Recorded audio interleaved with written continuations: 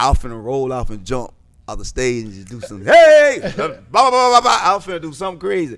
Cause I knew I had nothing. I'm down to that blank space. Oh man, boy, listen, I'm talking, man, these people, they don't know. And boy, it was my best show. I learned then, don't be scared to hit rock bottom, cause that's where he at.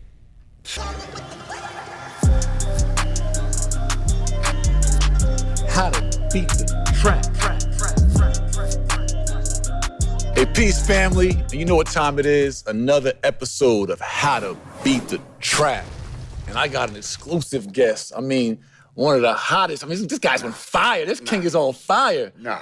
He popping and Jesus popping. We all popping. Peace. My boy. Country Wayne, a.k.a. Drip, and some more stuff in the building. Yo. Welcome to the trap. Man, well, hey, man, I'm glad to be here, brother. Yes, man, sir. appreciate you for having me, man, for sure. All right, family, we got Country Wayne in the trap today. And King, what the trap is defined as a system or program that's designed to entice or entangle us, but secretly for the benefit of another. Child support. All that. Yes, the system, all the systems. It's a lot of traps. Yes, culture trap, corner trap, college trap, everything. Corporate trap. Yeah. So we're gonna dismantle the trap today, and we wanna talk about your journey. Family, if you don't know who Country Wayne is, you just been under a rock. I mean, our brother is just dominating the internet, digital, comedy shows, entrepreneur, merch, God's glory, all that.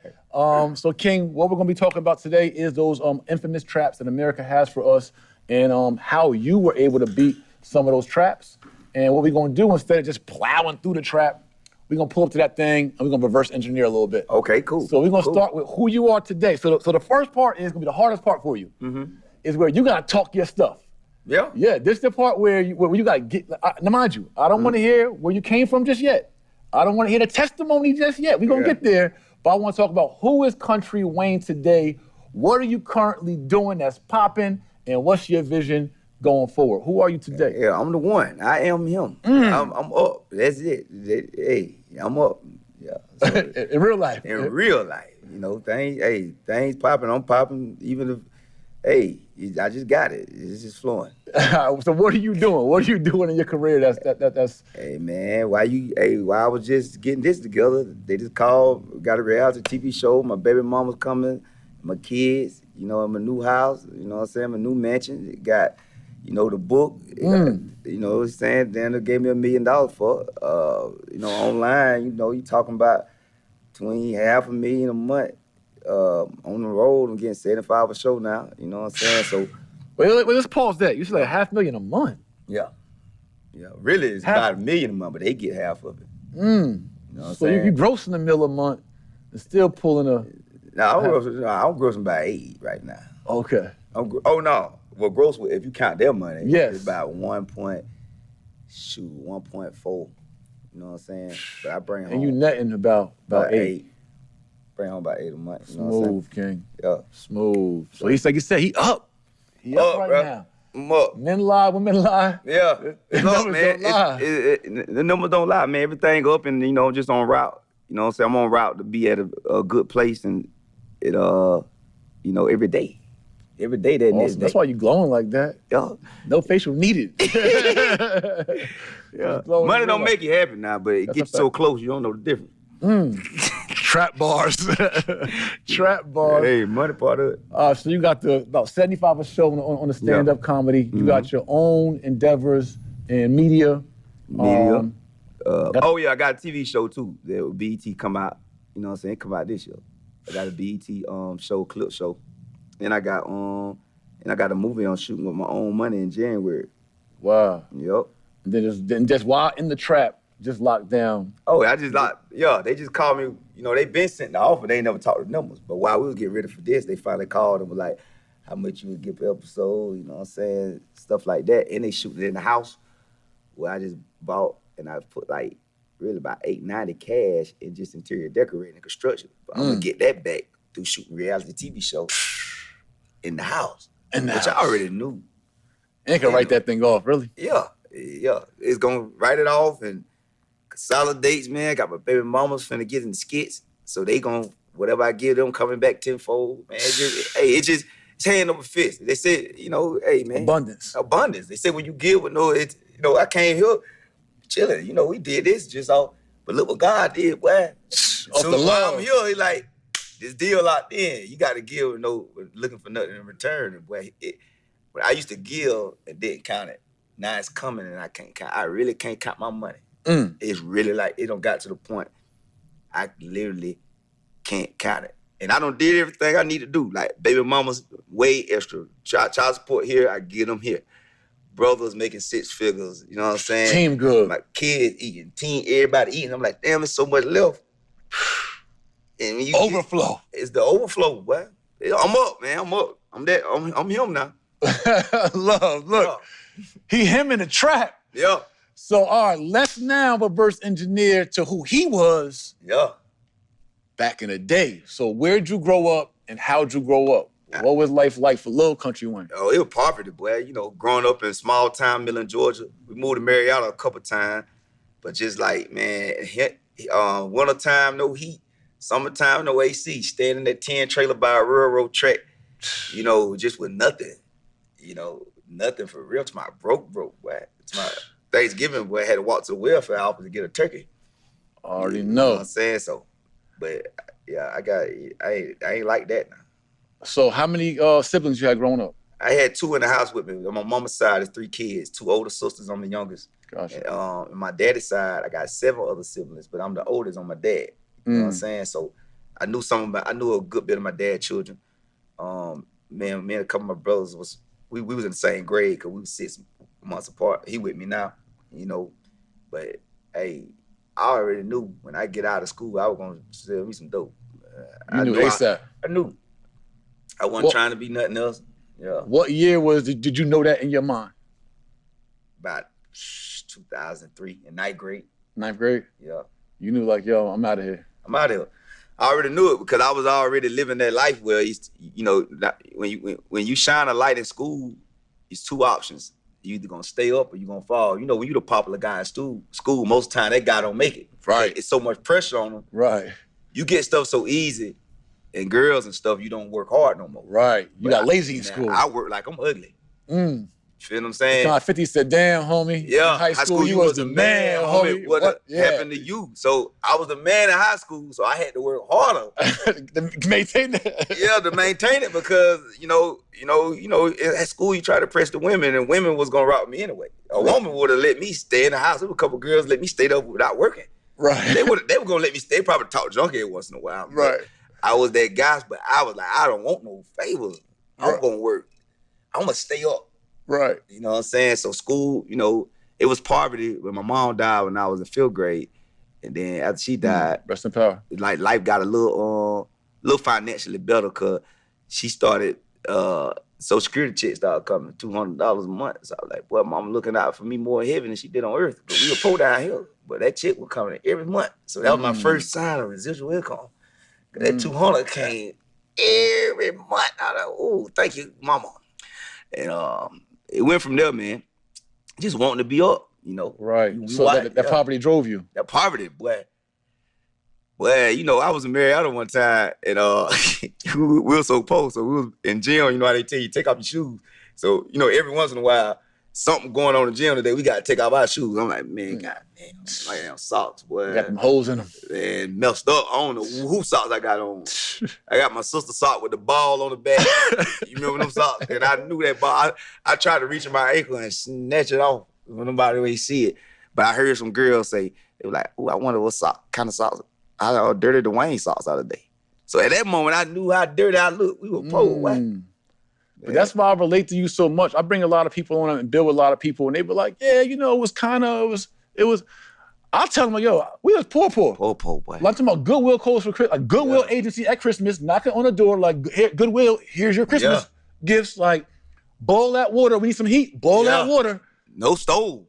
Oh, man. Mama cooking on the crock pot full meal. I mean, the little thing plugged up in the living room. It was like that, but lights off. Like, it was. You said trailer home, right? Trailer. We lived in a 10 trailer, like a 10 trailer. I remember one time it was so hot outside. So that 10 trailer get hot. It's hot. It get hotter inside than outside. I was like, Mom, I might just stay out the door.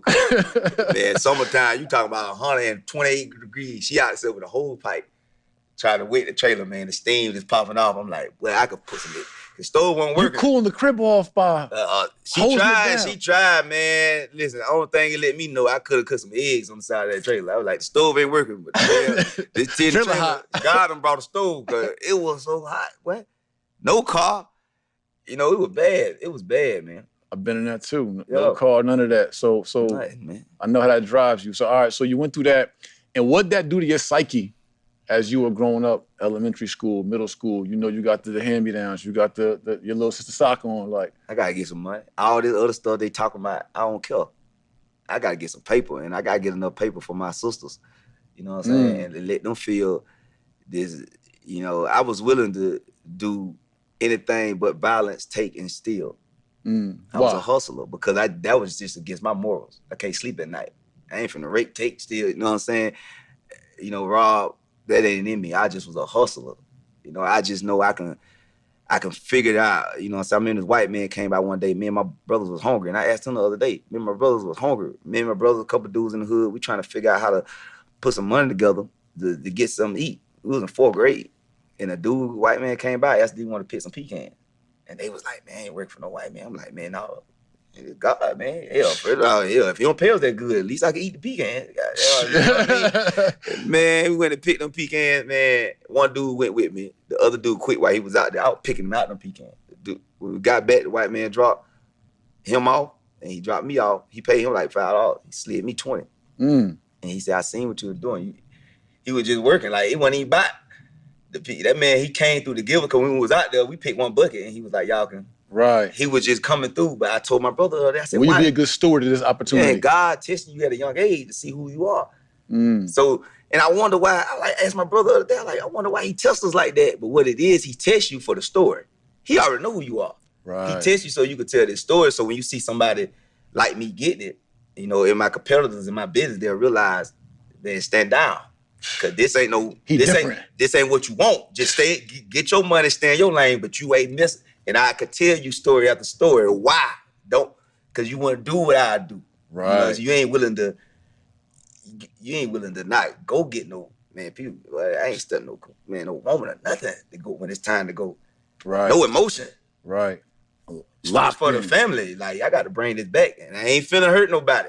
But if you get in my way on the way to that's why I never had a gun, because I knew I'd use it. When I was in the street, I never carried a gun because I knew who I was.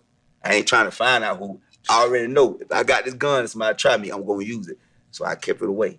So somebody come, here you go, get it. But I know if I use that gun, I'm going to jail. So, you know, it's just like, man, that poverty made me just fight different and take care of that family. Because, man, we was too poor, man.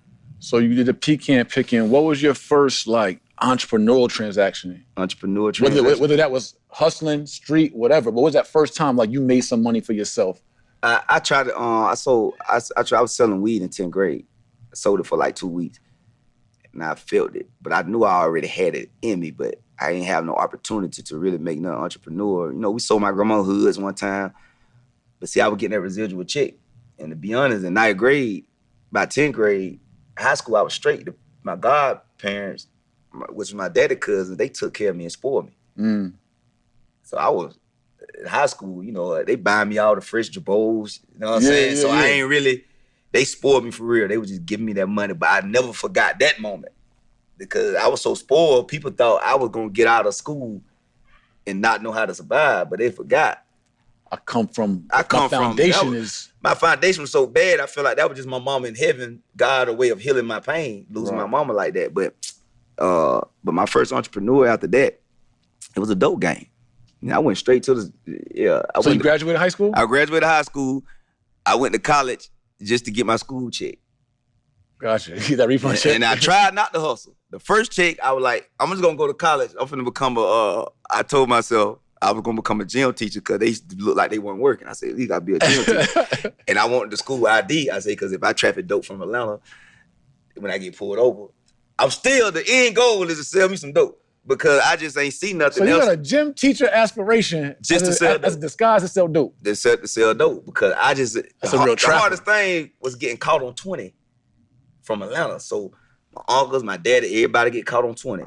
So I was like, I got to figure out a way not to get caught. So I was trying to be smart, but the end game was always the dope game because it was just, that's what my uncle did. That's my daddy was good at it. And it was like, it fit my lifestyle. Cause I like to get fresh every day and, you know what I'm saying? I like cash flow. I like to pull up and feel good. I like to walk in the room and know, ooh, I got it. Yeah. Yo, my upper hip. You know what I'm saying? You're like, gym teacher ain't gonna do that. They ain't gonna do that. I'm gonna get that little 35, but I'm gonna use that front to bring this dope. You know what I'm saying? And if I get pulled over, they'll be like, check my credentials. The tag gonna be there. Yeah. Gym teacher. Strategic. Yeah, strategic. All right, so you went to school, you got the check, first semester, what happened? What happened in college? I try not to sell dope. The first one went so fast, bro. I like, God, dog, boy, I got the Pell Grant student loan, but that second, I got so broke. For about 40 days, I ain't go nowhere. I stayed home. But I told myself when I get this second school check, I'd never be broke again. Were you actually going to class though? Yeah, I was going just enough because you got to go. You get that check, you got to go just enough. What'd you do with the money? But the first one, man, just fixing your car. A Peace Family real estate pioneer, Jay Morrison, coming to you live from the Black House. Why haven't you got your first of its kind video textbook, interactive video textbook experience, the 12-step real estate crash course? This book will make you a real estate power player in real life with over 6.5 hours of video lessons with 290 pages of real workbook experiences, tests, quizzes, assessments that give you the skill set, mindset, and formulas needed to dominate in real estate and be a power player in any part of the industry in real life. Homeowner, realtor, wholesaler, landlord, flipper, developer, don't matter. You need this book. Your family needs this book. Go tap in, click the link right now for your interactive, first of its kind video textbook experience in real life. Tap in. 12stepvideotextbook.com. Fixing cars with your check. Yeah, man, fix the cars, man. Just and the check ran out. How much was it? You remember? It was like 2,800. That Pell check was like 1,200. Gotcha. So I got the Pell, so I had like 4 racks. And that second one, I was like, boy, I never in my life go broke again. And I got that second check, man. I bought me some dope. Some crack, some coke, some heroin. I just sell powder. Powder. So I just brought me, you know what I'm saying? I posted at that time the quarter bricks were going for like, I thought I was gonna get like 8. The quarter bricks were going for like 8, but I ended up getting like 4 again. Mm-hmm. So I was supposed to get a 4-way, but I ended up spending some money, but I got me like 2 in the baby. Gotcha. They got me like 2 in the baby. And man, I had a trap and stayed it's close to my hometown, man. That thing took off the rip because I had a car that I got in high school, a Crown Vic, red and yellow on 22. So and my brother got one too because his mama had hit a lick on the Social Security, and he got his car in high school too. So we ride around in the rims, so they made the trap jump. Cause now you learn about marketing. Right around this time, the rim thing hot, so we parked the car in front of the trap on fire. I'm going through an ounce of powder every 2 days, all 20s. All 20s. All 20s, you know what I'm saying? So I was a 2 for 35, 3 for 50, 4 for 70 kind of guy. Yeah. 6 for 100. I feel you, my boy. So man, I was trapping, and I ain't really been broke. I ain't been broke since, for real. I went through some, you know what I'm saying? The truck got busted that April. I got that check that like that January. I got that check like that January or something, December, but the truck got busted in April. So now I'm back again. How old were you then? I was 19. Gotcha. Now, did you get caught in that? No. I went to jail. I went to jail so fast. I went to jail for running from the police. Gotcha. I ran one day, and they didn't catch me. But they caught me on the, I ran again the next week.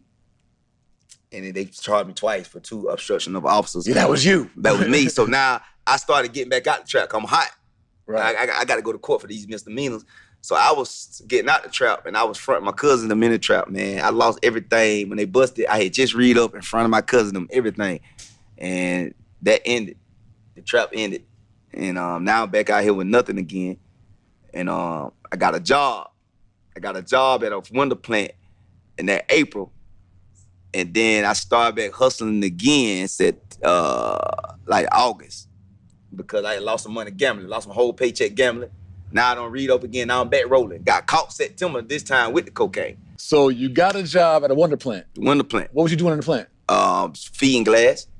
You know what I'm saying? So I just they feed. I was tempering it. Tempering it. If they don't need to be tempered, I'm just feeding it. They feed it, they wash it, they put the thing around it. So I was the feeder. So I was really trying out to hustle. Like, man, we living in the projects, me and my baby mama, my 3 kids. I'm we living paycheck to paycheck, but I'm trying to live this good life. Right. But I'm happy I'm free. Right. You know what I'm saying? I'm on probation for the little misdemeanor in Statesboro, but I'm living a good life. But man, one day I got my check and it was like $700. We getting paid every 2 weeks. And I counted my bills up. And my bills came out to $700 something dollars. I mean, like six something. And I was like, man, if I pay my bills, I'm gonna be all the way broke. I looked at my darn sister, I said, man, I ain't paying nothing. I don't give a damn. I'm not paying. Ain't no way I don't work 2 weeks. It's the weekend. Right. I'm not paying all these damn bills. Cause that means what I'm gonna do this week? Right. Wait to go back to work? Nah, this ain't living. So I had to catch my check, put that money in my pocket, got fresh, put on my cologne. I ain't living good, y'all. I ain't touching the damn bills. The weekend is the weekend. What y'all doing? I can do whatever. I got $700 in my pocket. That is culture trap 101. Culture trap. Messed around, went to the gambling house, playing around, just playing cards. Game called Gut. Lost every dollar in bars. Negative. Now I'm saying, man, if I would have paid my bills, I would have been home with God. Listen here, I was so hurt because now the money gone, now the next check, I'm already in the hole because I ain't paid these bills. I'm like, oh my God. So, man, I went to the dope man. He fronted me an ounce. Said, I'm just gonna make this money back. Just to get back right. Get back to where I was that day. My humble self where I should just stay home, man. Right. Back to my job. That journey. I was selling though. I flipped a bam, flipped another one. Hey, I got the money, but now I rolling too good. Right. I was on the phone with my daddy. He was in prison. I said, man, Dad, I don't got the streets jumping. I don't took over 2 weeks. 2 weeks. I was close about 2 or 3 weeks. Messed around one night. Police pulled me over, and he pulled me over, and I ran. I ain't run at first. In the car, or you hopped out? No, I ain't run at first. I was calm. Police named Matthew, and he was like. I like, why you pull me over? He say, man, you swear? I said, I ain't swerved, man, but I had the dope on me. And I had it right there. And he say, so he searched me and he ain't find it. How much you had on you? It was like 28. It was like $1,000 worth of sex. It was like 50-20. I got you. So G-Pack. Yeah. That's what we call up top. G-Pack. So I'm riding around traveling all day. Like people call me out, pulling up on, man, he was about to let me go. Then it was a police named Brad Adams. He was like, heard Brad, he said, who you got? He said, I got one of the Coley brothers. That's what they used to call me and my brother. Right. He said, Dwayne, he said, I'm about to let him go. He ain't got, good. He said, hold him right there. I said, oh, shit. I said, Brad gonna check me different. They know the door. I said, man, y'all. So Brad pulled up. I seen it. I said, man, y'all wrong, man. He said, why you rocking back and forth? It's good. You good. Give him the rock. Said, Give him the rock real quick. Wrong. I said, man, y'all wrong, man. Brad came out, boom, took off. Man, he shot the taser. I was running so fast that I seen the taser hit. Kablow! I was like, I should have ran track. I was running so goddamn fast, but I messed around and threw the dope too early. Threw the dope in the bushes, because I'm thinking they behind me, but I beat them. Threw the dope in the bushes, hid in this white lady background. I'm in the dark. So they don't know where I'm at. They don't bring all the police. They searched for like an hour. Couldn't find me. I don't already call my job. Right. And told them, look, I knew the supervisor's name was Jet. I said, Jet, I'm probably gonna miss 3 days. I knew I was gonna turn myself in, but they gonna let me go in 3 days because they ain't find it. I ran, so now this is obstruction, but this ain't no felony. Right. Misdemeanor. So about an hour left, the lights are gonna see things. I'm like, walk home, man. They ain't kept me. I said, I turned myself in tomorrow or something. So I'm walking home.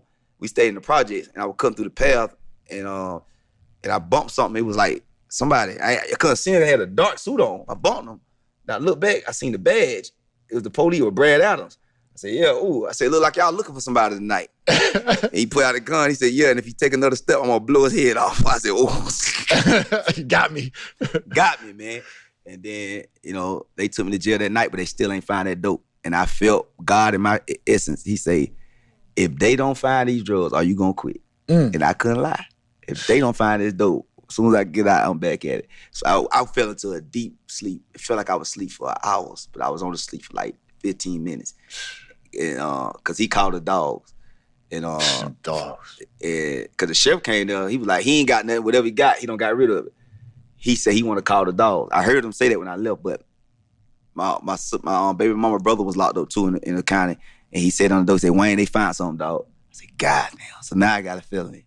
possession with intent. Got there, Lee got it there. They let me get my job back. I'm working. You bailed out? Yeah, I bailed out 3 days later, and they let me get my job back. But I knew I had this charge. I got to face it soon. So this was like September. I got caught September 23rd. So I got out like September 26th, 27th. What year was that? That was 2007. Okay. That 2007. So, a year after high school, I done went through all this, the trapping Statesboro, everything. That's all a year after high school? Oh, a year after high school. I think it's like a 3-year span. No, a year after high school. Everybody happy because they were so used to me winning in school. Everybody like, Wayne finally, his bad days coming, man. So I ended up going back to work, working at the plant. We get a letter, the plant about to shut down. So now I'm about to lose my job again. God damn. I can't go back. You had 3 kids at the time? 3 children? Yeah, 3 kids, yup. Gosh. 3 kids already. And I was like, man, damn, here I go. But I couldn't go back to the streets because I had to face this charge. And I had the misdemeanor stuff in Statesboro. You still have probation too, right? Yeah, probation. The misdemeanor probation. Right. You know what I'm saying? So I was like, I can't go back to selling drugs. So I messed around and got laid off. They were closing the plant. They said they're going to close in December. But if you just started, they let you go right now. Like, damn, let go my job. Damn, I'm gone. Everybody was like, boy, I ain't got nothing. So, man, I went and put in applications, man, at 3 places. Georgia Pacific, a plant called Firecom, and Georgia Power. With Georgia Power, it was like it was Southern Company, but it was like the contractor thing. Man, I put in them applications, man, and I was staying with my sister. And I used to help her with the bills because grown man staying there. She came home. I was putting on my clothes and my Crown Vic. She said, "What you doing?" She said, "Where you going?" I said, "Man, I lost my job." She said, "Yeah, but where you going?" I said, "Man, I'm not finna stay in nobody's house and I ain't working." She said, "Where you gonna sleep?" I said, "I sleep in my car. I can't help you with these bills. I'm not finna stay here one night." Right. Man, I went and put in job applications, man. I'm sitting on the sofa one day. I get a call. The first job call. It was like, "You Dwayne Coley, you got a job. You need to come interview. Da da da da. You got the job." Bam! I said, hold on, I got a beat. Bam! The other job called Georgia Pacific. Are you Dwayne Coley? We need you. True story. My baby mama and her mama was there. I say, yeah. I say, all right, be in. Hung up the phone. I said, that's crazy. And my baby mama was like, there were 2 jobs called you better. I said, yeah. Phone rung again. Bow. Georgia Power. All 3 of the jobs I put on called within a minute to 2 minutes apart. So I was like, God, which one I'm gonna choose? The other job was paying me more. It was paying me it started me $15 an hour. This job paid me $12. But I took Georgia Power because I got to travel. I need to get out of this environment. So I was gone Monday through Thursday. And I got that job. They started me out like $13 an hour. And so I got that job done. And while I'm working, true story. So I'm working this job. First day I gave a homeless man some money. And I gave him a good bit of money. And the supervisors and the white boy team, they was like, some of them people could go to work. You shouldn't get them no money. I say, God, before I even got in the Bible and stuff, I just be like, man, watch, God gonna show y'all. Man, you got to help people. I always had that mentality to help people. Man, the next day, my old job I got laid off from called me. They say, you got a check up here, a service check. So I'm like, damn, that check might be about $400, man. I could pay a bill. Right. Thank God. Right. $400, I'm praising God. I call my grandma. I say, can my grandma come get it? Call my grandma. I said, Grandma, I got a check. And am I go there and get it? You know what I'm saying? They say a service check. Man, them folk, she went and got that check. That check was like $4,800. They paid me. They was laughing at me because I got laid off. They paid me from the time I left to the time the plant gonna close. So everybody who worked for nothing. Because we got paid anyway. Everybody who left that day, everybody was laughing. They working to earn the same check. They working. You got advance. Because they was the veterans, so they got to work. But the plant must was using them because we gonna work y'all because we ain't know what to do like them. They been out there for 20 years. Man, I got a check for $4,800. And then the income tax check came the next month. So this is my first time, $10,000 at one time. Even when I was hustling at that first level, my first phase of hustling, I never had $10,000. Wow. So I worked Georgia Power.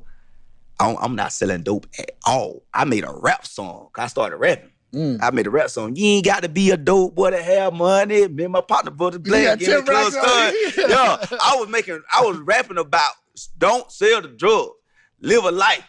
Right. Live this corporate life, man. Work hard, figure it out here. It ain't worth it. Right. I worked that job 2.5 years. All of a sudden, they switching companies. I want you to pause right there. I'm gonna come back to that. Yeah. I want to miss 2 points. One, what was going on in your mind that said, I need out this environment, I'm gonna choose Georgia Power? Why was that even a motivation to you? Because it was just nothing. I need to see something else, and it costs gas money. So they gonna pay me to travel and come to Atlanta for free. Damn, the paycheck. I need to get to Atlanta because they was working in Atlanta.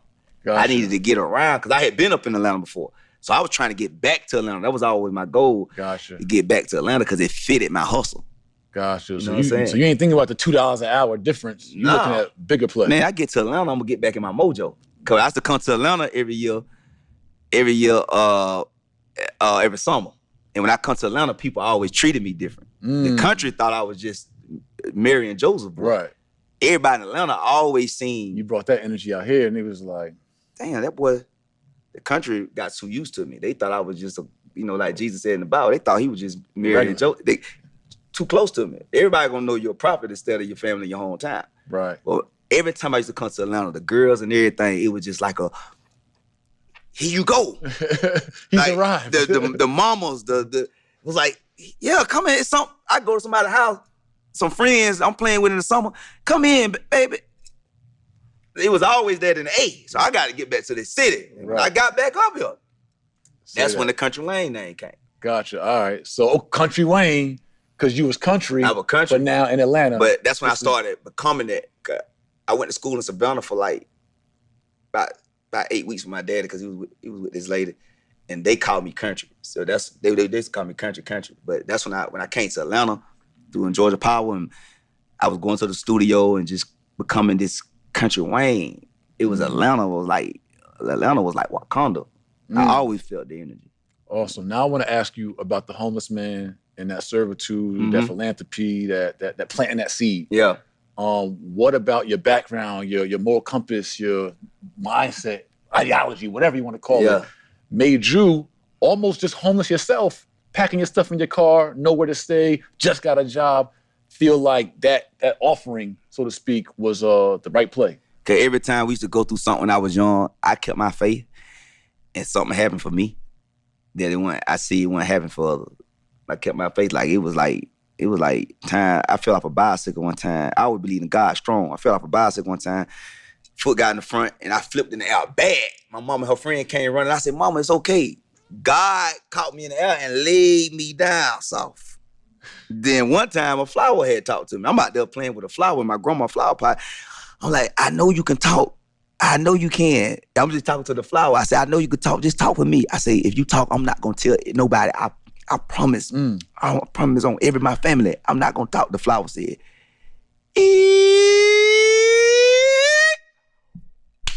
I went in the house, told everybody, hey, come outside. Mama, Auntie Ruben. Yeah, I know. I said, I want this shit. This goddamn flower just talk. Man, I ain't worried about nothing. This flower just talk. I knew it could talk. I had faith. I knew this flower could talk. Man, I called my mama, Auntie Ruben, Grandma, hey, they 30-something years old. They following this little 6-year-old boy. I'm like, hey, watch this. I say, listen, now, hey, I got my own family here, but they ain't gonna tell nobody. It's just us. I say, talk to me one more time. Make that little noise you did. We talking, my grandma look. Hey, I say, we ain't gonna tell nobody. Come on. Flower ain't say nothing, boy. Man, mama then one say, boy, she don't call my daddy, you know what I'm saying? How about the Wayne out here talking about something, Flower don't talk to him. My daddy was like, well, if he said it, because my daddy used to be always high. Yeah, if he said it, he probably did. But man, the look I seen in my eyes, this how I know they knew I wasn't lying, because why would they come out there? They 30-something years old. Why y'all, they were 30, my grandma was 50-something. Why would y'all come and check and see if a flower talk? But man, it was so many things happened to me. I used to always I ain't never want what I was getting. Somebody pay me a check, I don't want it, because I'm trying to find the miracles that was happening to me along in my life, even in the midst of us being poor. Things used to just happen for me. So I was like, I always want the miracle money. You playing miracle seed. I'm playing miracle. I don't want, like when I get a deal in Hollywood, it don't feel the same. Like that money they give me for that book, they don't feel like nothing. But the amount of people gonna talk about it and it touch over time, and that back end, I know I feel $1 billion. That ain't, I don't want them seeds. That money can't do nothing. Man, right. Money, you get it. Harvest. Money, you get it, you could count it. And if you could look at some money, be like, something in this world could take this in one chunk, that ain't, I want the miracle. Miracle over the money. Yeah. I love the miracle. I live out miracle because, man, I feel like God is our reparation. I feel like God is holding, especially black people, that's our reparation. Trap bars. You know what I'm saying? So, all right, 2.5 years of Georgia Power. Yeah. We're going back there. Yeah. Then what? I was hustling again. Cause my daddy got out of prison. And we was working. And cause he was like, he trafficked dope, you know what I'm saying? One day I'm going to work. I said, Daddy, can I get $40 the bar for this week? I pay back, I get my check this week. He say, son, I was about to ask you the same thing. We looked at each other. This ain't gonna work. We done came too far, and now my dog back out. I know my daddy go get that dope. You know what I'm saying? But make a long story short, I'm still trying to work the Georgia Power job though. Man, how about they switch companies, and now we got to do a background check again. So it's like a rehiring process. You automatically hired, but they just got to go through it. I got this charge now because I don't went to court for this dope, the possession with intent. Right. When I got the job, remember, I ain't had went to court yet, so it wasn't on my record. So I was able to ease in. Man, they ran my record. They fired me. So that 2.5 year span, what happened with that charge? You still was fighting it? No, I got they gave me 10 years probation. Gotcha. But now it's on my record. Georgia Power got rid of me, and I'm mad at the corporate system now because I haven't did nothing for y'all to fire me. But just because something happened before I got here, I don't prove to you I'm a loyal worker. Yeah. But man, when they got rid of me, I jumped knee deep into what I was doing.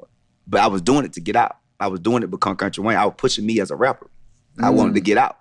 You know what I'm saying?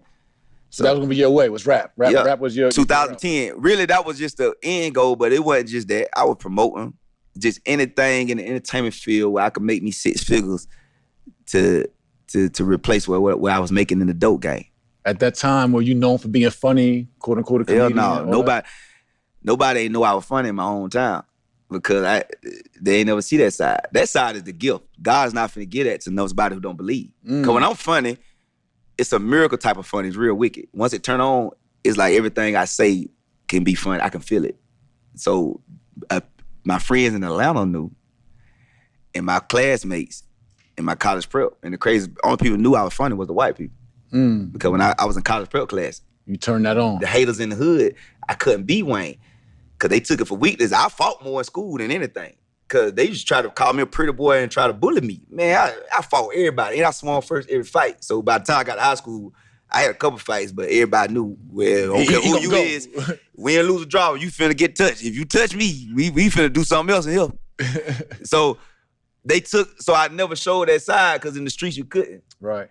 You know what I'm saying? But when I didn't show that funny side for real, the more I got viral, when I got out the streets, I showed me all the way. And my hometown was shocked. Like, who is this guy? Who is it? Even my family. God damn. You wanna know funny? I was just always real. I'll say some real stuff. Like, if somebody broke, or somebody got it, I'm like, man, they lying. I'm like, man, you lying, man. Stop lying. So I always make people laugh. And the white people in class, I was like, act this out. How do we act? They always ask me to act out because I told them up every period. Oh, they like, act me out, act this out. But they were like, Wayne, you so funny. Like, I had them in my hand. Like, even my teacher, like, I had them so in my hand one day, we taking a final exam. I used to make everybody laugh in class so much. We taking a final exam. She say, Wayne, I know you gonna cheat because everybody should help me cheat. She say, so you can't, I want you to sit by me at the desk. I'm like, Miss Trey, you know I'm finna feel this. Damn. I don't get y'all a free show all year. Right. You really finna do this to me? Cheating is on my mind. I'm coming to school confident. I'm finna make an 87. Now I'm finna make a 7 because I don't know nothing. Right. Man, I started at the desk. I'm like, I can't believe this goddamn white lady switched out on me like this. I said, that's why I don't trust white people. Because all this, you been letting me make the class lab. You gonna set me up on final exam? I started at the desk.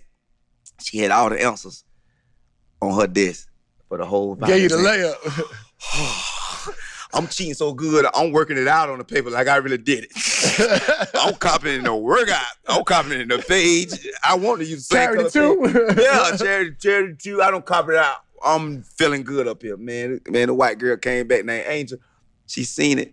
She flipped it over. She said, Miss Drake, the Wayne is up here cheating. I said, I was only at a 74 by the time she came up. So now I was planning on making a 90. and the Drake said, Dwayne, I know you did. Oh, I can't believe you. And I'm like, hey, just flip it back over, please. So I had favor because, man, white folks, man, they knew I was funny from day one. Right, they saw you. Other people didn't see you. Black folks, I had to be the street Wayne. I had to be drilled. And I was like, what'd they call you in the hood? In the hood, they call me Wayne. Gotcha. You know what I'm saying? Everybody just like Wayne, you know what I'm saying? Now when I got 2010, I was Country Wayne. Gotcha. By the time I got to Statesboro and with my last baby mama, you know what I'm saying? My ex-wife, me and her, you know what I'm saying? In they town, I was Country Wayne. Cause I had the parties. I was bringing Charlotte, RP Charlotte, Gucci Man, Plies, you know what I'm saying? So I was Country Wayne to them. Gotcha. All right, so you started hustling dope with your pops. Yeah, 2010. Gotcha. Again, parallels. I seen my pops when I was 7 years old, when I was 9 years old for like a week, both times. I didn't see him again until I was 17. And I sold him some crack because he was getting high. Yeah. And he was living in Nebraska. I was living in Jersey. And my first week I ever spent with him at that age, I started hustling with him. Yeah. And then he saw the money I made when I went to Nebraska. I racked off. Yeah. Because they was paying $200 a gram. Yeah. In Nebraska. So he stopped getting high, got clean, and started trapping. Yeah. And so that was our relationship. That was moving work together. It worked in mysterious ways, ain't it, boy? Absolutely. Yeah. All right, so you hustle with your pops. Now you getting it at another level. We and him both, we got to town. I'm the man. 2010, I'm Country Wayne. I got this country town locked down. And I'm throwing the parties. I'm the man in the city. You know what I'm saying? You know, and I'm hustling so hard. 2012, I had Plies coming. And this how I ended up reading the Bible for the first time. Had like $60-something thousand. I had the new whip. Plies is coming. This cost me $37. You know what I'm saying? With promotion and everything. You know what I'm saying? So I'm like, damn, I'm up. This ain't right. I know the ending to this story. It happened to my daddy, my mama, everybody. My niece had a Bible up there. How much cash you see at your height of your hustling? It was about 100. But I always kept money moving. But I had over a brick at one time. So, you know, trap moving, dope fronted. You know, you have $100,000. You know what I'm saying? But in a small town, I am the king. Right. Facts. There's nobody here that got this. You know what I'm saying? I was coming to the A bounding they were taxing me up here, 42 for the brick. I didn't care. I was taking in the country. I remember when I booked twerk team. Johnny Cabell like, you paying too much for him. Man, I took him. He like, you shouldn't pay for it. I get him for $2. I said, man, just give him to me. $4,000. I'm taking him down here. I'm making 25. Like, the country was sweet. So, you know what I'm saying? That's powder? Huh? That's powder? Yeah, the coat. Yeah. You know, I was by this time, I'm selling ounces. If you want a quarter brick, I got you. You want a 4-way, you know what I'm saying? It got there. I was the man, but I knew the goal. I never embraced it as a dope boy. I was always acting like the parties was making the money. So people in the party world, these college promoters hating, trying to catch up with me. Man, you don't know, man. Some of these parties, I'm breaking even. This dope money. Right. Dope boys. I'm just looking good. Dope boys trying to keep up with me. Man, you can't keep up with me. Cause I knew how to go to the bank and borrow $15,000 cash. So when I booked Fly, I went to the bank. I was in all worlds because the corporate world at Georgia Power taught me how to go to the bank.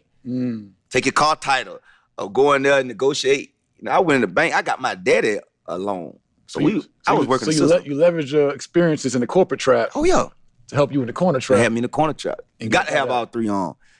If not, the corporate world need the streets, and the streets need the corporate world. So you know what I'm saying. So first time reading the Bible. First time reading the Bible. Tell us about it.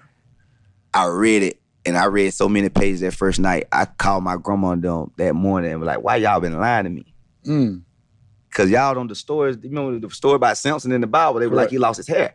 But it was never his hair, it was his faith. Because remember, they say after he lost his hair, they let him grow his hair back. And he killed, if it was his hair, they would have kept cutting it in jail. His hair was never his strength. I'm like, man, so I'm understanding stuff in the Bible. I'm calling my grandma, my auntie was a Jehovah's Witness, and my grandma, the church. I like, man, why y'all lie to me in this Bible? You know what I'm saying? So, but when I read that Bible, my whole life, for about 6 months, got real bad. I lost all that money with Plies, and a drop came. the Bible seemed like it, but what it was doing, it was tearing down that life and getting me out of this life slowly. Couldn't do it in one day because then I wouldn't have no story. Gotcha. My life changed that day to the point it broke down and the streets was going back good 2013. But I was booking videos. That's how I met my boy, the Southern Bread. He was coming down there shooting music videos for me. So now I'm really trying to get out for real. 2014 got a little comfortable. My daddy got caught. They beat him, and they had to take him to the hospital first before they lock him up. Make a long story short, now I'm back in a messed up situation because it's about the he go get the dope. I don't know the plug. Man, he was in the hospital, and I said, man, God, you get me out of this, man. I'm gonna try to be famous for real. Like I'm gonna try to push this Country Wayne thing. So I talked to my daddy that night. He in the hospital. I said, well, where the police at? He said, they come back to get me in the morning. I said, in the morning? I said, where you at? He said, I'm in me and my Cheryl in the hospital room. I said, who in there? He said, no. I said, the police gone? I said, man, take them things out your arm, them IVs. Get out of that hospital right now. He said, son, Lee. I said, yes, Lee. He left that hospital 2014, and he was on the run to 2016, but it gave me enough time because he was able to go get the plug for a little bit more while. So he on the run, but it gave me time to put together this plan. 2014 to the time he got caught, 2016, I had started 2 nightclubs. Got famous.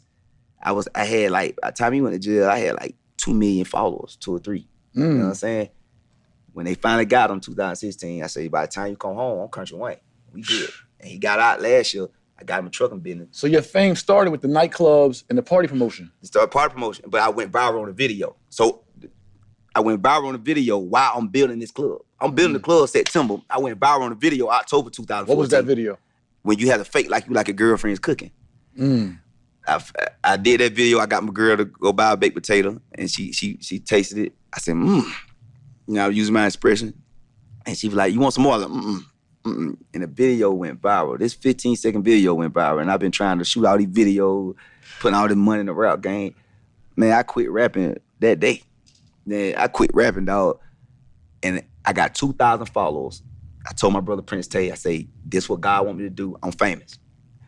I started posting 3 videos a day. I got to 30,000 followers. I cussed all my baby mamas out. I said, I told y'all, don't y'all mess with me. Y'all talking all the junk. I'm famous. I got 30,000 followers. One time I put up on Facebook, I was like, man, I appreciate y'all for making me famous. And one girl was like, boy, you just got 30,000 followers. I'm like, she don't even know, you don't know me. Right. Once I do something, I'm going to take it over. Right, it's a miracle. It's a miracle.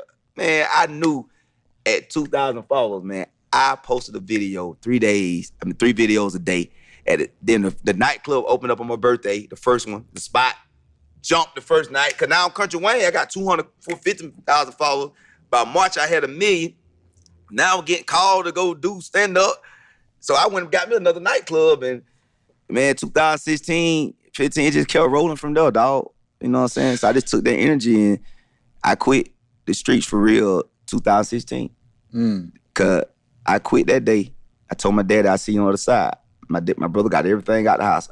Everybody who I was How much time your daddy get? He got 4 years. You know what I'm saying? But he got caught the next day after I quit. Wow. I quit. I had just cleaned out the house. Prince Tate, the one T that be in the video with Drip. You go back and watch the rap videos. He was in them. I got a song called Child Abuse on YouTube. You'll see Child Abuse, the way I whipped the baby. Bread shot it. We was in the streets and projects for real. And he was always my right-hand man. You know what I'm saying? I'm a little brother, same daddy. Solid. And they came and got my dad. The feds came. I heard the knock on the door. It was a weird knock. We was on our way to a show in Brunswick, Georgia. Like, boom, boom, boom, boom. I know that knock. But I ain't thinking no feds now. And my brother, he went to the door. He said, man, it's the FBI. I said, damn. I said, I don't got all this far. And I'm finna go down. I said, well, at least I'm famous. God fair. I said, I'm finna make a living off some free Country Wayne t-shirts. And by the time I get out, everybody gonna wanna see me. Right. I said, I don't have to run out here. I'm finna do about 40 months in jail, trafficking cocaine. I went outside. He said, you the Wayne Coley? I said, yes. I already had my hand behind my back. He said, well, we looking for your dad, Vincent Coley. I said, ooh, thank you, Jesus. Bring the joints up front. Yep. Yeah. And so you just ran that right into...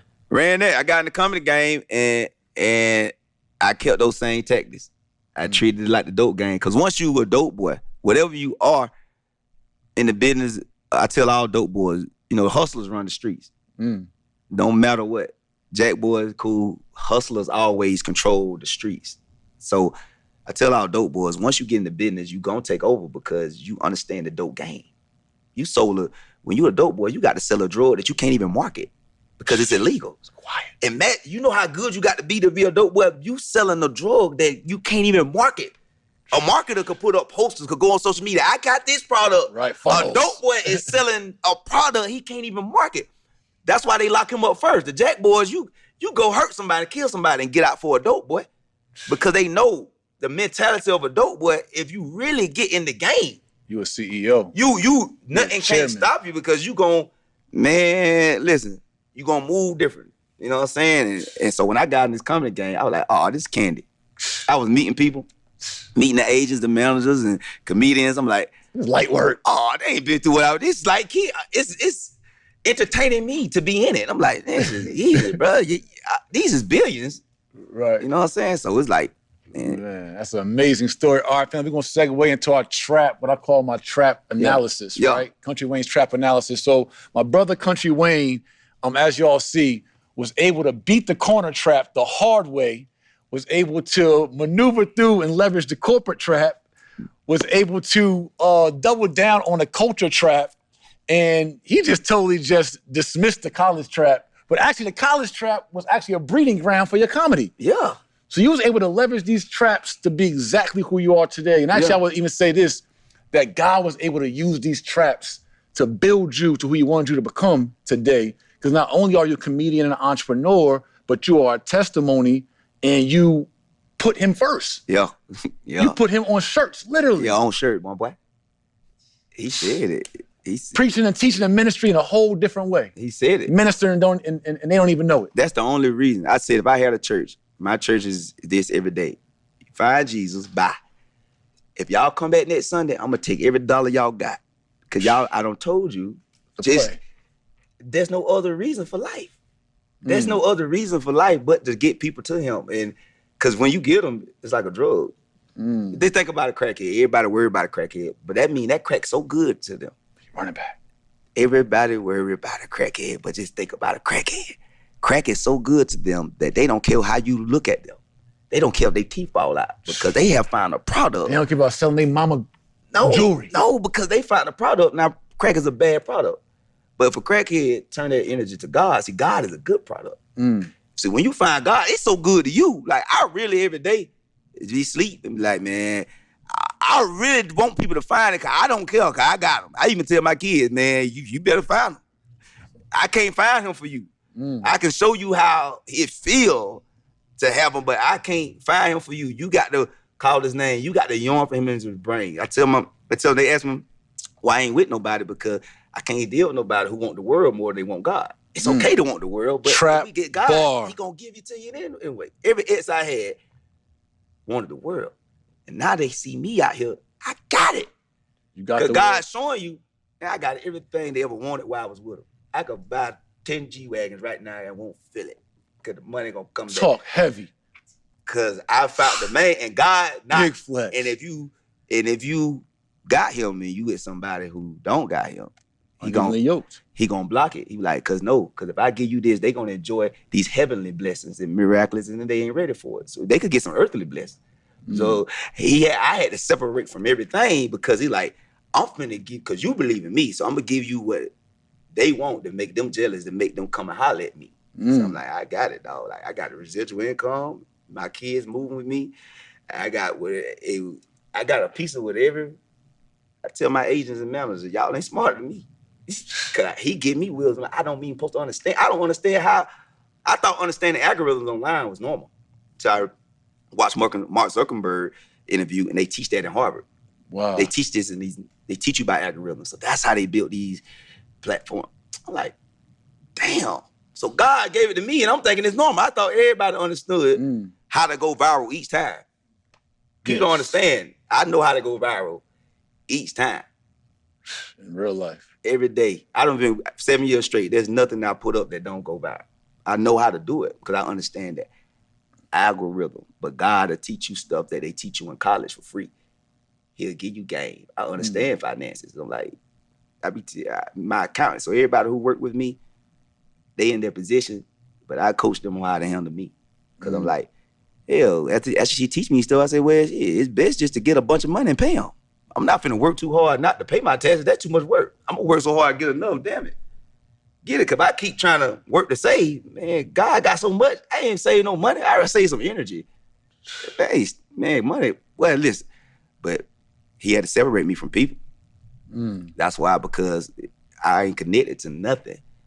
Because when he blessing it, you know, in school, they taught us conductor. Like, copper is a great conductor. When energy is flowing, if it's a block in the energy, it can't flow. And the number one conductor in the world is the human body. That's why we could get electrocuted. You feel me? Copper is a great conductor. That's why people are stealing copper. Energy goes through it. That's why the smallest coin is a penny, but it got the most value because it's copper. So the energy flowing and God sending it, and I'm with somebody who want the world, looking at one thing, it's like, yeah, it's working, but yeah. Then you get away from it. That's what the Holy Spirit is. When people say I call it the Holy Ghost, because that means that spirit is flowing through you so fluently, it's free. That's why I tell my children, some of y'all, you ain't sleeping with me tonight because your energy ain't right. I don't know what who house you been at? That's why I got all my children, their own room in their house, because y'all find God and your own way. Because that's what the world about. Because our energy goes somewhere after this, so we just a shell of the energy. Supposed to live a life to make people who don't believe in God jealous, not to stun on them, but to make them realize you got to come get this. Entice them. All right, so I want to talk about what we call your trap transition, right? So what was the like aha moment, like the epiphany moment where you knew like it's time to go? Like, I'm not being caught in this trap, like that moment. Oh, when I went viral. You know what I'm saying? Even when I went viral, when I started that nightclub, I still didn't quit. But when I went viral and I seen the comments of people from nowhere seeing who I've been trying to show the people around me who I was, that moment there was like, you knew. I knew. And it was levels to it. You go from that moment to you go see these people in person for real. Cause I thought the comments I didn't believe it.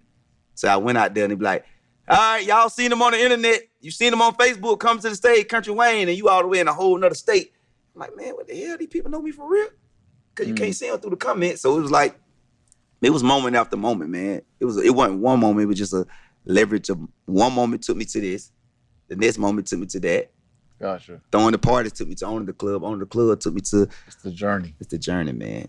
I love it. So, all right, boom, we're going to put Country Wayne in the trap seat. So the trap seat is our hot seat. I'm going to rattle off a few questions for you. And we're going to start with the segment called Trap Blown. That's where we blow the trap up. Yeah. So the first part is, what you already done this whole episode, is blow our minds with one of the most amazing stories of something you've done, witnessed, somebody you met, somewhere where you were just like, yo, I can't even believe this is my reality right now. Can't believe this is my reality. Something that happened? Experience, somebody you met, something that happened, something you received, just... Oh, all right. I'll tell you. I was on stage with no material when I started. And while I'm on stage, I'm just talking. Jokes was coming to my brain that I never heard or seen out of nowhere. So I remember being down, I was just, cause I'm about to bomb. I don't took this money. And hell, I ain't got no joke. And I was turning out money at first, but they offered me too much. I had to go get it. I'm on stage, man, and I said something about, man, you up in with a girl, man, had that body spray on, and they ain't had nothing to say after that. I say, after this is tomatoes. My brain was just, and it kept adding. I felt it coming. The girl with the body spray. When girls lie when they got the body spray, you can't trust that. I had one girl smell like cucumbers and strawberries. And that's my favorite vegetables and fruit. I got down there, I was like, Then I got a little closer, I was like, damn, this must be the root of the strawberry. You know what I mean? The cucumbers were growing out of dirt. You know what I'm saying? Got down there, and the joke was just coming. And after that, I felt these jokes coming that I never wrote. And it was like, God damn. Excuse my friend. I'm like, man, it was just like a flow. It was a flow, boy. And I couldn't believe it. My manager couldn't believe it. Because he knew I was finna bomb. I was about to bomb, but like, and they just ain't, and they kept coming. I never bombed. And them jokes just kept coming. And it happened today, even with skits. I'd be sitting there driving. 9 of them would hit me. I had to call Bread, write these down, because I'm going to do this. And then when this person do this, we're going to walk in here. And then when they walk in here, tell them to look at me like this and tell her to act like this. Get somebody who do this. And that's what the miracle was, when that stuff just started coming to me. That was the first time I really noticed it. But when I was on stage, these jokes really was right. Somebody had a pen in my head, man. I'm telling you, it was like somebody was whispering. Well, I know somebody. You know what it was. Yeah, I know what it was. You know who it was. Yeah, we know who it was. Yeah. So, man, God was really, it's like he cheat for you. But it's like, that's why I cheat for people. Like, I give people away. But that's why people like, you take care of your baby mamas. But I'm like, man, let a black woman hit a lick every once in a while. Yeah, all these years they done been misused. Yeah, let them use me. Like, go ahead, let them hit a lick. They got lucky. Yeah, they got a good nut. But all the pain, I'm like, cause God treats me like that. I treat people how God treat me. He did. So if you treat people, that's how he gonna treat you. So it worked back and forth. So, but that miracle was cause I'm like, he gave me stand up. Never wrote it, never bombed, never struggled. I'm on stage. I remember getting on my knee because I was finna say, I'm finna have a script naked in here or something. I remember when I was down on my knee, I said, man, ain't no other joke coming after this. I was finna roll off and jump off the stage and just do something. Hey! Blah, blah, blah, blah, blah. I was finna do something crazy. Cause I knew I had nothing. I'm down to that blank space. Oh, man, bro, listen, I'm sorry, man. These people, they don't know, boy. They can't see nothing. And, boy, it was my best show. It was my best show to that time, boy.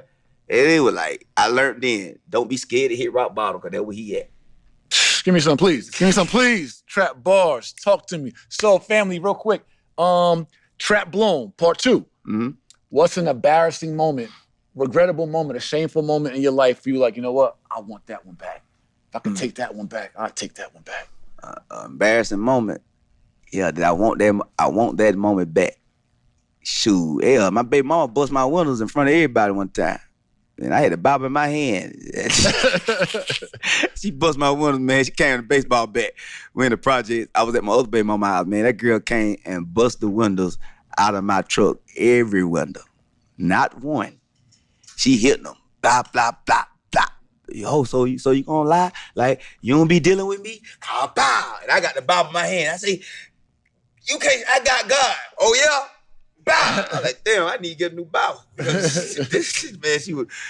she bust my windows out in front of everybody. And I couldn't do nothing about it. I ain't finna touch no one. Ooh. Cause I was gone. She told me she was finna come bust the windows. I turned around. You know what I'm saying? Oh, so you came back like, oh, you gonna bust my windows? No, she was coming. I went back to my other baby mama house, cause I was in my baby mama car at first. You know what I'm saying? And I say, let me go back and get the my truck on with my other baby mama. Car windows get busted. I should have kept going, cause she wasn't gonna bust it if I wasn't there. You know what I'm saying? But I turned around, man, and she tore the windows up. How many mothers of your children do you have? 5. 5. How many children total? 9 or 10. 9 or 10? Yeah.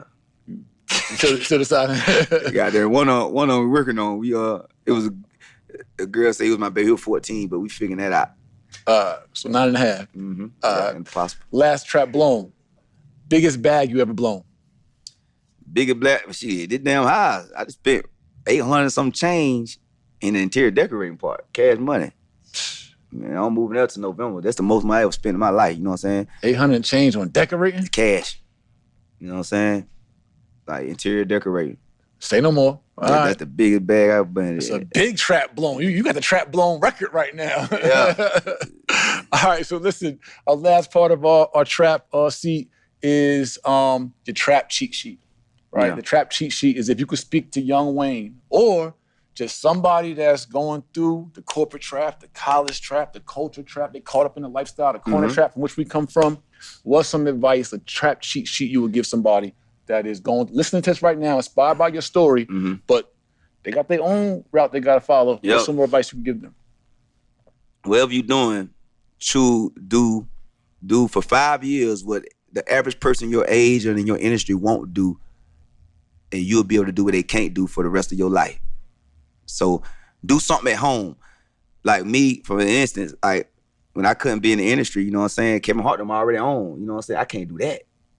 But what I can do is eat better than everybody behind closed doors. So just do something that you can do. Because everything you can't do, you can't get money all the time. You can't go here, can't go there. You can't meet the connect. You can't meet the person you need to meet. You can't meet that producer. But you could do something at home. You could drink more water. Because health is wealth. So do something consistently. Do something consistently for 5 years. And you'll be able to do what they can't do for the rest of their life. You know what I'm saying? But if you do it for 10, you'll be able to help others do it for the rest of their life. That's why in college, they give you a real degree, you're going to do them 10. All other degrees, you go do 5, 4, everybody like I went to school. But for a doctor and a lawyer, a real one, you're going to do them 10. That's where that excellence is at. Because they already know the system. They already got it mapped out. Every degree you do, it's cool. RN, you go get that at 4, now 2. But a doctor, you still going to do them 10. 10 some change. So, you know, that 5 years good enough though. You get that 5, you better take care of you. But boy, you do that 10, you better take care of your family. So I tell everybody, do something behind closed doors that people don't do. Like comedians, I'm like, okay, we all good. We all funny. But what Wayne gonna do, man, I'm gonna sit down. When I ain't working, I'm still gonna shoot some skits. I'm still gonna drink water. I'm not partying. I'm not gonna do no drugs. So I'm like, how you gonna beat me when you beating yourself? So it's like, man, don't beat yourself, dog. That's all I gotta tell you. The world already gonna help you lose. Don't do nothing to help yourself lose. So it's like behind them closed doors when nobody's looking, take that water. Drink that amount of water that day. You're not too busy. My daughter, Malia taught me that. One day I was like, I had to go to a meeting and they was in the truck, gave some money for school clothes. I said, I gotta go, I'm gonna see y'all later. And they say, wait, she was lagging. I'm like, man, I really gotta go. I gotta go get some money plate. And she said, Daddy, what you doing? I said, I gotta go handle some business. She said, Daddy, ain't nothing never that important. I looked at this little girl. This was like, I was in the streets. Man, I took that girl to Subway, man. Handled everything. I'm like, she right. I wasn't gonna die. Right. That's how I move now. If Hollywood call me and I'm tired, I talk to y'all tomorrow. That deal ain't that important, man. Hey, man, I ain't doing it. However I feel, if I ain't rested yet, I'm not gonna talk. You can't my best meeting anyway. Hold this whole meeting off. Because, you know, I'm in a position though, because I did stuff behind closed door that I'm free like that. Set yourself up. You gotta be in a position where you could cuss everybody else around you, say F them, and you still gonna be good. If you ain't in that position, you ain't free yet. Like, you gotta be now I wouldn't never do that. But I'm in a position in my life, I could cuss everybody out and tell them, leave me the F alone. And my life still gonna go the same. Now, they like my change. So, but it's stuff I did behind closed doors. I'm gonna drink that water because the brain is the car. Man, you got this right here. This would take you play. It knows stuff you don't know because it's connected to your ancestors. Your brain know stuff you don't even know. We only know what we seen and read. The brain knows some stuff that you haven't seen or heard, and it already knows your future. So everywhere it takes you, it's trying to get you to your future. So it's like, put it in the best position to win. You gotta drink water. That's the most important thing. Drink some water. I tell everybody, man, take care of this nugget. That's your computer right there. All right, last thing, real quick. You said you got the algorithm to code how to go viral. I can't let you leave. Get viral. Tell us. I need it because they be shadow banning me and all kind of stuff. What is the algorithm for going viral? You got to get it from Kountry Wayne. It's everything I said. What you do your diet, you're going to glow. So the way the camera's set up, a natural glow, that's why they put filters, because they trying to buy a natural human glow. They can't buy it. The camera going to catch you different. So people will be engaged just off without them even knowing it. Like, damn, I can't stop looking at this person. You know what I'm saying? Stay clean. Clean your nails. Clean, you know, all these things. Have something to say. Speak your truth. Speak it in a creative way, though. But the only way going to allow you to speak your truth a creative way is the creator. Because if not, you're going to have to come straight to him with it. And it's like having sex with a woman. If you don't get her wet first, it ain't going to be the same. You got to be creative with that thing. Of course, it's right there. But you can't go straight there. You gotta start this moment. This is the funniest analogy, but we're going to take it. You got to start this moment with this woman months ago before you even get to that moment. Like, the making love don't start in the bedroom. It start when you first hollered at her. So online, stay up. Let them follow your journey. Keep it real. Be transparent in a creative way. Nobody don't want to hear and you notice online I don't never preach. I never tell nobody online what they need to do. I just do me. I don't tell them how to live. I show them how I'm living so they get addicted. Get people addicted. You become a drug. You know what I'm saying? Have something to say that nobody else ain't already said. Trap bar, become a drug. Become a drug. Become a drug. And once you become a drug, everywhere you go, it's going to be some people that are addicted to you. If they don't follow you, they're not following you. They following the people that's following you. If you got 2 people following you, man, treat them people so good.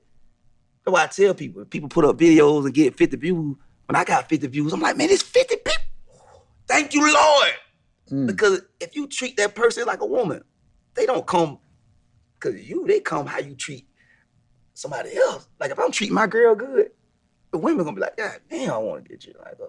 So it's like them followers you do have, man, treat them so good. Give them something, give them something to be proud of. So when they go, I follow this person. Like my fans right now go against anybody in the world. They tell you, we follow Country Wayne. He stayed up the whole time and he keep rising. So when they go to work, I told y'all, you gotta let your fans are in competition with the other people. Yeah. When you go to a show, other people fans, like if I'm on a show with other comedians, they room for them. They don't care how funny I am. We route them. And my fans my fans in the position right now. Everybody fans come see me, but my fans don't go see nobody. Cause they got the one who stayed up. And people will follow your fans. So if you got 2 people, man, online, if anybody following you, man, treat them good. Don't focus on nobody else. Don't talk to nobody else. Don't talk to the industry. You talk to them people, dog. And people will realize eventually it's a proven system.